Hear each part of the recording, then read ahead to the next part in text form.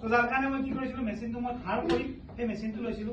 আৰু যেতিয়া মই সেই মেচিনটো মই আৰম্ভণি কৰিছিলো ষ্টিল নাও আজি তাৰিখলৈকে মই প্ৰেছাৰৰ টেবলেট নোপোৱাকে চলিব পাৰিছো আৰু সেই মেচিনটো ব্যৱহাৰ কৰি মই যিটো ৰিজাল্ট পাইছিলো সেই ৰিজাল্টটো মই পাগলৰ নিচিনাকে মানুহক জনাইছিলো আৰু বহুত মানুহে মোক কি কৈছে জানে পাগল বুলি কৈছে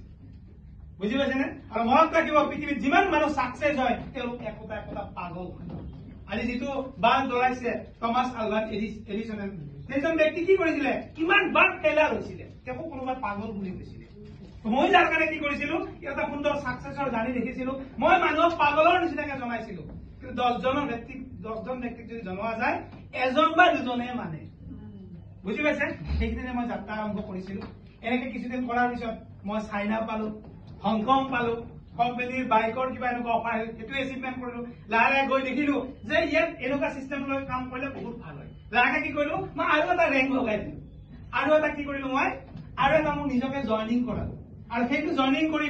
এইটো 7 ষ্টাৰ এচিভ হ'ল ফাৰ্ষ্ট আইডি মোৰ 8 ষ্টাৰ ছেকেণ্ড আইডি মোৰ 7 ষ্টাৰ আৰু নেক্সট যিটো এটা আইডি আছে মোৰ নিজৰ ভাইটি 2 নম্বৰ লেখটো মোৰ নিজৰ ভাইটি কি এটা 8 ষ্টাৰৰ কাৰণে গৈ আছে অকমান ৰেংক অকমান আউটকেশন হলে ডাইৰেক্ট 8 ষ্টাৰ হৈছে আৰু